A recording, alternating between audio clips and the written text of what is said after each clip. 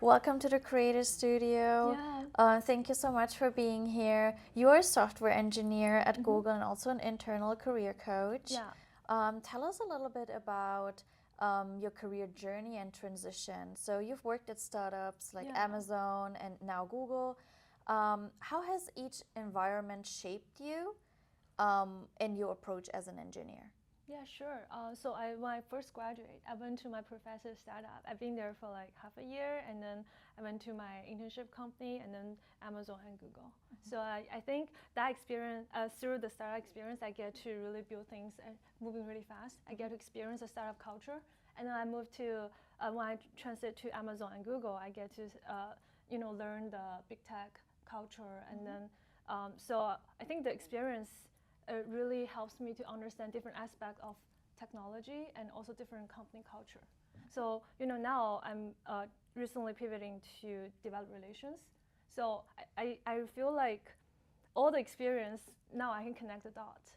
Because in startup I learned to build a full stack. I learned to I built a whole full stack application for for the startup. And then for Amazon, I was working on focusing microservices on the backend side, and on Google, I also building the RPC service. I kind of like get a taste of different aspects of the tech, and now as a developer, you have to build more like architecture level things. So because I've been tasting different aspect of it, and then now it makes so much sense for me to connect the dots and understand when I try to build design architecture. I think all the experience so now when I look back, I think all the experience can helps me to understand technology easily and then learn the things easily. Fantastic. Yeah. And when did you started becoming an internal coach? Oh, that's a good question. So I became an internal coach in Google 2 years ago. Okay, fantastic. Yeah, so when I first joined Google, I I joined a suite and then I software engineer and I got promoted pretty fast. But after that, I was looking for more growth, and then I was thinking, okay, how do I design my career path? Which direction should I go? How do I find my passion? So I have so many questions about my career and my life. So I know there's a terminology called career coach, but I don't know what that is. Therefore, I was thinking, why don't I just learn what is coaching and try to help me figure out myself and potentially help other people. So I first started learn coaching around 2 or 3 years ago, and then during the time I finished a certificate, I started to work as an internal career coach in Google. So right now I've been coaching more than 500 sessions. Like talking to different Googler about their career problem and then about their communication challenge and then how to help them design a career path or find their passion or like better communicate with their manager, stuff like that. What are the common like misconceptions in communication, do you think?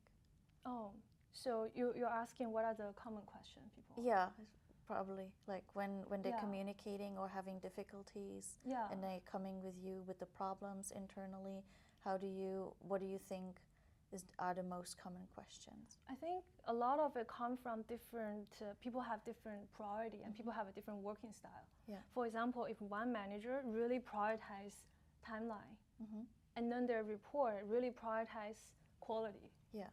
So they may want to have longer time for shipping a better product. So they may have different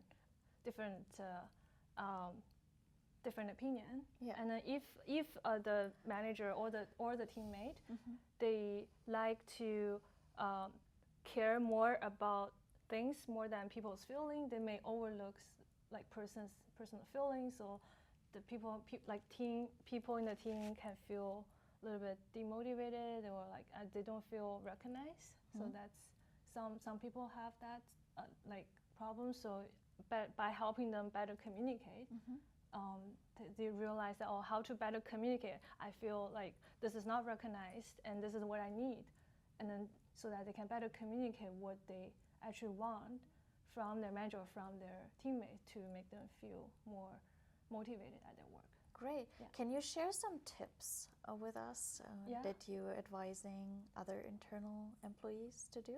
Yeah, I would say like it's really important to care about feedback.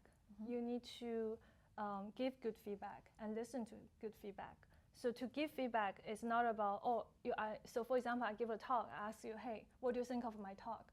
You think, oh, it's good or it's not good. So that is not really helpful feedback. So what is a good feedback is first you share your observation.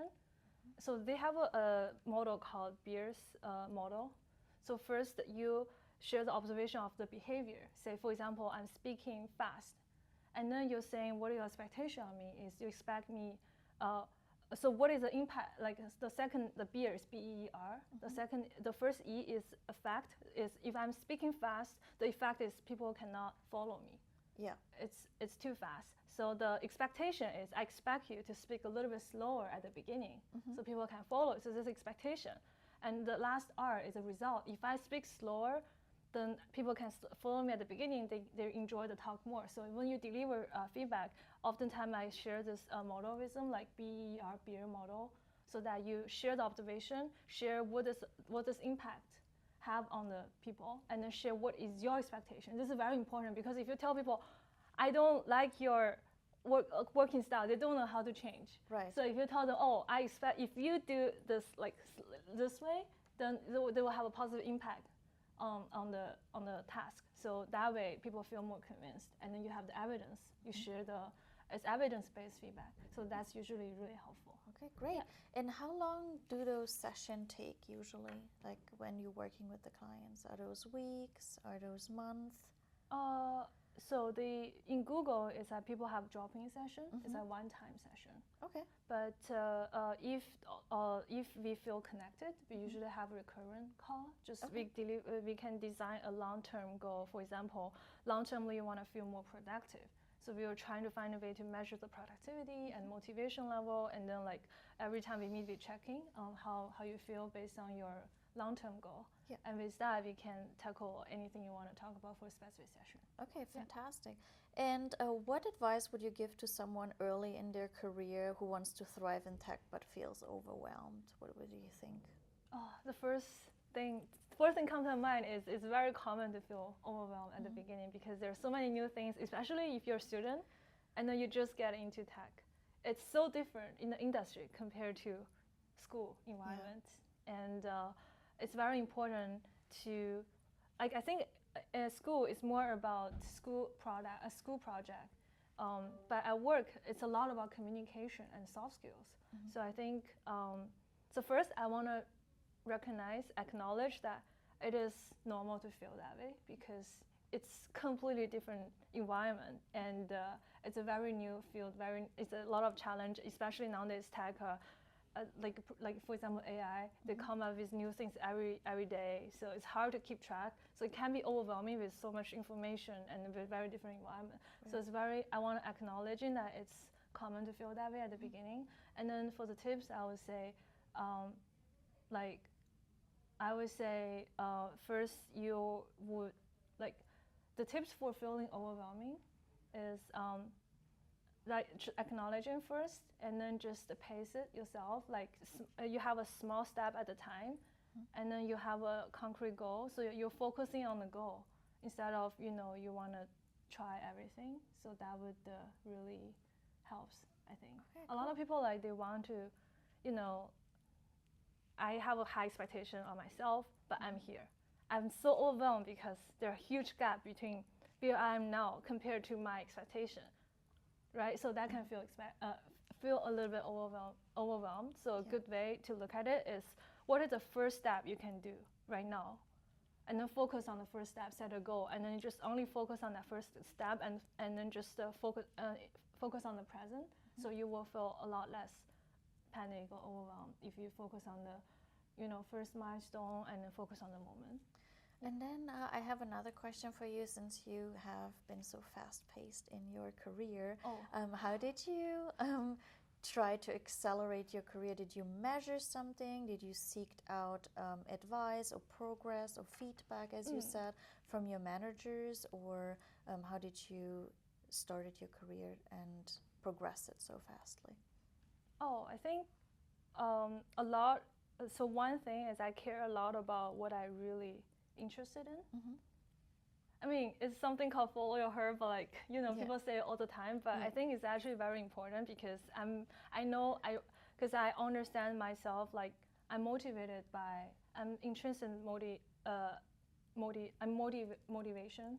So I'm motivated by things I find it's more impact, it's more meaningful. I feel more motivated. So I tend to do things that I think has more impact and more motivate me more. So I intentionally choose to, do the project that I feel more motivated to do the goals of the team. I feel more motivated. So that's a very important. And also, I think I'm very lucky to have some good managers and good mentors.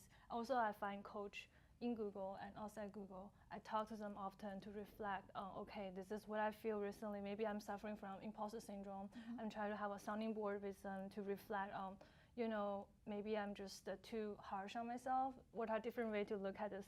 So I reflect a lot, and I think I got a lot of help from other like coach or mentor. I have some mentor in Google as well to share their expertise and give me some suggestions as well. Wow, that sounds amazing. Yeah. Lastly, one question I still have is, what's one lesson from your own career journey that you wish you had learned earlier? One lesson. That's a good question. One lesson I wish I should learn earlier. Yeah. I think one thing is I should learn is be patient. Because, when I want to achieve something, and then I really want to achieve them right away or like as soon as possible. So oftentimes, at the beginning, I'm like, put so much energy on it. And then my energy slowly died down. And then at some point, if I'm not getting enough feedback or positive reinforcement, it's hard for me to keep going.